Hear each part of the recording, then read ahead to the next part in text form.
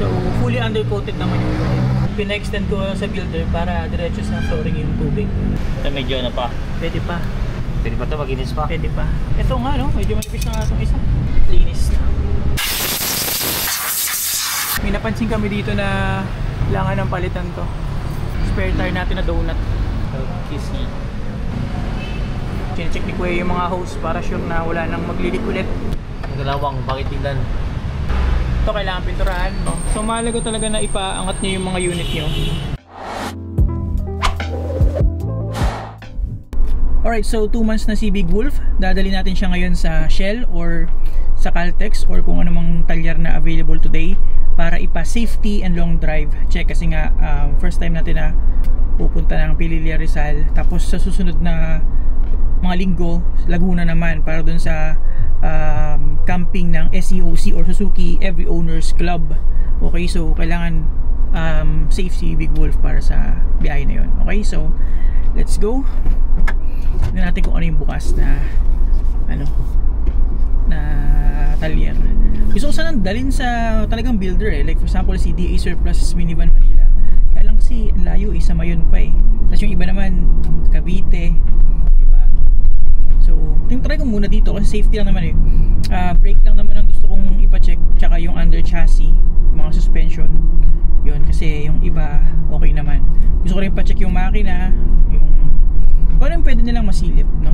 Na kaya naman ng mga regular mechanic, yung mga hindi builders or specific sa mga minivan surplus. Okay, so sige, balikan namin kayo pagka nakahanap na kami ng talyer. Gusto ko ipa-check yung under chassis, mga suspension, mga brakes, mga fluids na rin, makina, yung mga pwedeng i-check ng mga mechanics, mga regular mechanics na hindi specific sa mga surplus minivans. For sure, alam naman nila yan Ang mahirap lang naman, ang hindi lang nila siguro kabisado is yung mga conversion. Yan, syempre, ang mga expert niyan, yung mga builders talaga.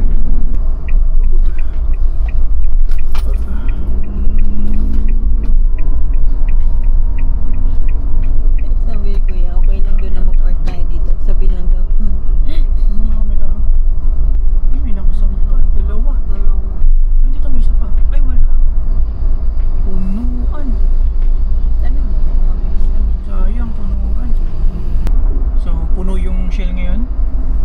Tangalin tapat napuno sila. Try natin sa Petron. Petron pala to. Caltex ako ng Caltex. Yeah. Sa kabilang side pa pala siya. Doon. Dito na. Dito na. Dito sa looban. Okay. Ay, may nakasama pa rin. Sa kabila wala. Hindi ko lang alam kung may lifter yung kasama yun. Wala ba? Kasi yung lifter yung Wala. Tanong mo muna. By the way, kung interesado pala kayo malaman kung ano yung mga tools and accessories na ginagamit ko para kay Big Wolf as well as some camping gears na in-order ko, gumawa po ako ng Linktree page. Lagay ko yung link sa description. Moving forward, doon ko ilalagay lahat ng product links para di kayo mahirapan maghanap. Bookmark nyo na din kung interesado kayo. So tara, tuloy natin yung video.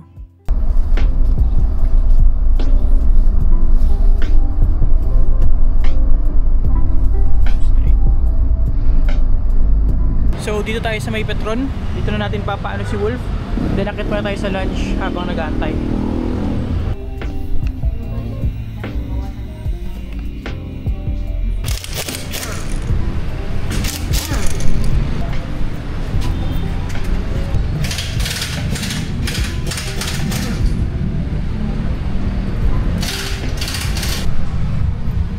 So dito naka-bolt yung rear bumper natin. So hindi siya welded, okay? Ayan. Ito naman yung sa kabila. Naka-bolt siya. Tapos yung harapan, ganoon din, naka-bolt din. Ayan o. Yung bumper. So ito yung ating brake. So fully undercoated naman yung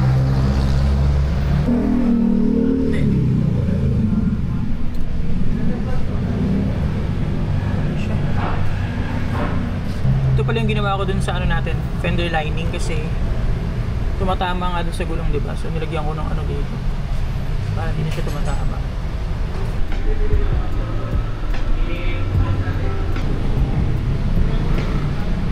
Tapos yung aircon hose natin, ayan, pina-extend ko sa builder para diretso sa flooring yung tubig.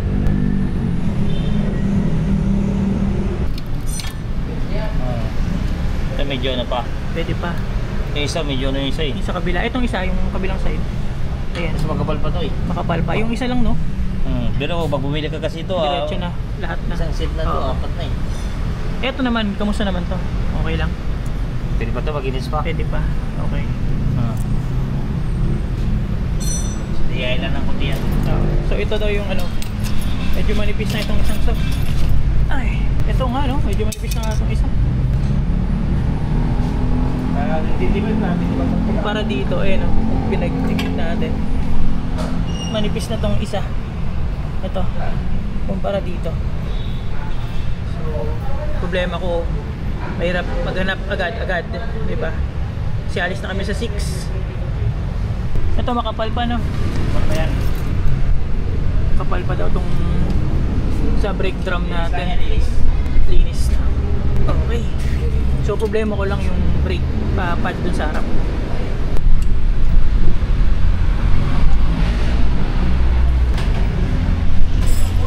So ito makapal pa din daw. Ilinisan lang. Yan. Ayos. So yung brake pad lang sa harap.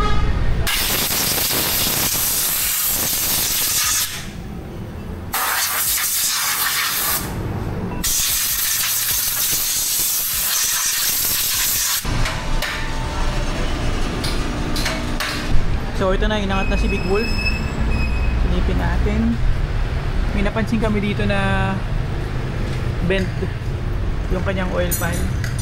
So sabi ni Kuya, pagka binaba daw nila to, pupukpukin na lang nila ito para bumalik ng konti. Tapos okay pa naman daw, wala naman daw mga tagas. Pero itong stabilizer link, so kailangan ng ano, kailangan ng palitan to. Pati yung kabila ko yan, oh. So, sabay na, sabay. Kailangan na rin palitan ng stabilizer link.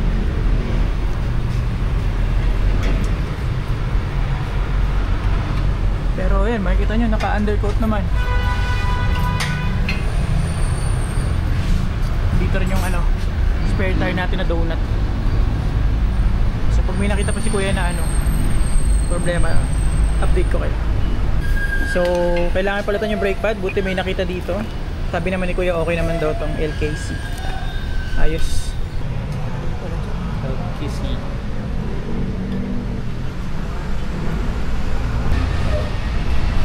So pagdating naman sa brake, napansin namin na malinis pa naman siya.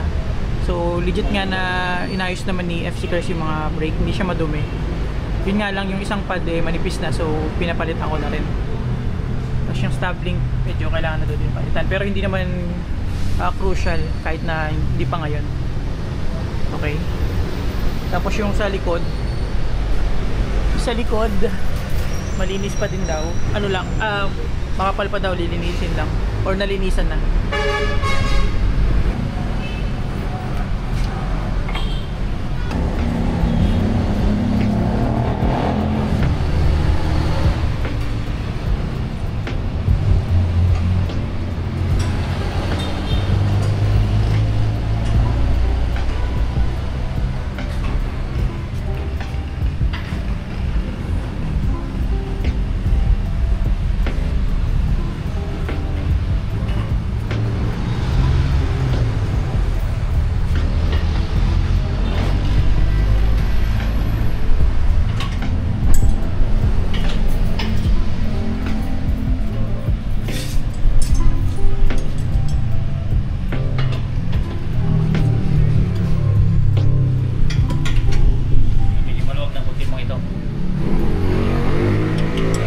Sa bumper.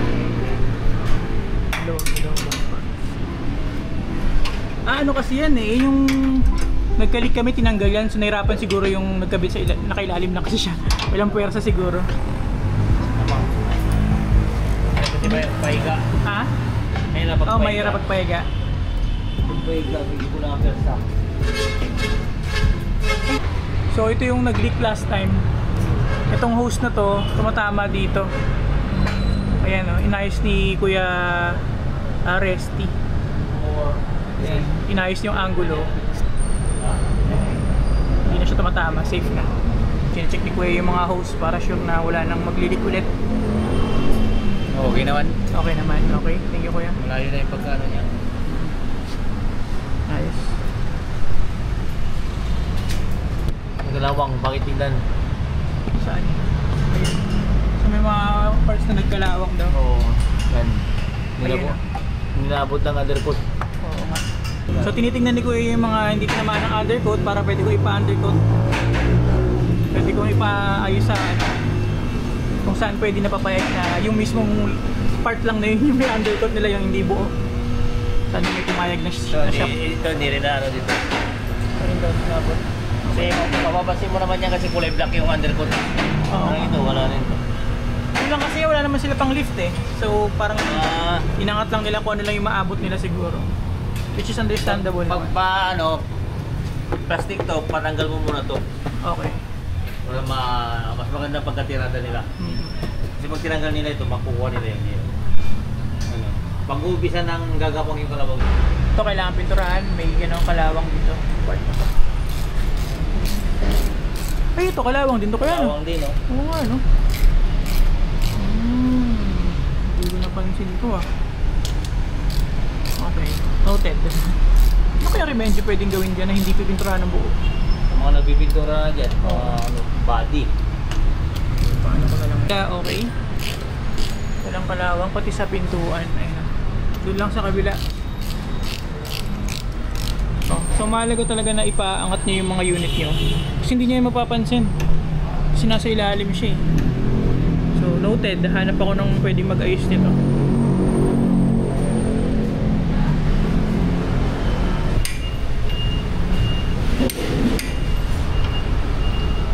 $90 ko yan ha. Ayun naman muna. Right guys, so nakauwi na kami. So bale ang ginawa kay Big Wolf, chinek muna lahat ng mga brakes, okay? Yung dalawang drum brake sa likod, okay pa, makapal pa, nilinis lang nila.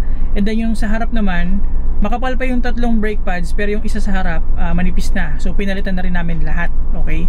Buti na lang may nakita kaming auto supply na malapit na may brake pad para kay Big Wolf. Kasi di ba mahirap hanapan to kasi surplus lang. So at least may nakita na LKC ata yung brand. So okay na muna yun for now, okay? Tapos, inangat din si Big Wolf para makita yung under chassis kasi isa nga din yun sa mga reason bakit gusto ko ipacheck sa talyer para makita natin yung under chassis niya. So sa ilalim, shoutout kay FC Cars kasi okay naman halos lahat ng mga components, na undercoat naman siya, and then okay din daw yung mga suspension, walang problema sa suspension, okay na okay daw. Tapos may yung stabilizer link niya magkabila medyo palitin na. So, pero sabi naman ni Kuya, hindi naman daw immediate na kailangan palitan yung stabilizer link niya. So, okay lang yun. Pagka kumalampag na lang daw or pag tumunog na, tsaka ako palitan kung gusto ko. Or pag kung maka-order na ako, pwede ko na ibalik sa kanila para ikabit nila. So, other than that, may mga hinigpitan na konting mga bolts, pero hindi naman sila mga crucial. And then, ang kagandahan nun, nakita ko yung mga parts na kailangan kong ipa-retouch. Especially dun sa may harapan, meron dun part na parang may mga kalawang na welding na hindi inabot ng undercoating kasi medyo nasa loob siya. So understandable naman yun para sa builder natin kasi syempre wala naman silang lifter or siguro hindi lang talaga nila naabot yung part na yun, okay? So hanapan ko na lang ng shop na papayag na yung part lang na yun mismo yung ipapa-undercoat natin. Tapos sa may gilid nung sliding door merong kalawang. So hindi natin nakikita yun, di ba, unless ipa-lift natin. So yun yung isa pa sa kailangan kong ipa-retouch kay Big Wolf. Okay, other than that, okay naman yung mga components niya, pang ilalim niya, ayos na ayos naman. And yun nga, palitan na natin yung mga brakes. So pag nag long drive tayo, may peace of mind na tayo na okay na si Big Wolf. Okay, shoutout sa Petron dito sa may Fairlane. Nakalimutan ko yung pangalan ni Kuya nung nag-ayos dito. And thank you very much. So ang bill namin is 1,000 pesos lang. 600 for the brake replacement and cleaning, tapos 400 sa handbrake adjustment kasi in-adjust daw nila yung handbrake. Tapos yung yun, wala na, yung mga check up ng mga pangilalim wala namang siningil sa akin. So thank you sa Petron. So yun lang guys, hopefully nakatulong sa inyo to. Pag nakuha nyo yung unit nyo, kung may minivan kayo, unang paggawa nyo guys is ipalift nyo para makita nyo kung may mga maluwag na bolt, may mga hindi nga natamaan ng undercoat, may mga kalawang. Check nyo lahat para sure na safe kayo, diba? Sa akin kasi 2 months, hinintay ko muna yung 2 months kasi dito pa lang naman kami, di pa naman kami lumalayo. But yun nga, pupunta tayo ng Pililla Rizal soon, and I want Big Wolf on top of his game, or okay ang niya, ang sistema niya. Okay, so thank you for watching and see you on the next one. Have a great day guys, you're awesome.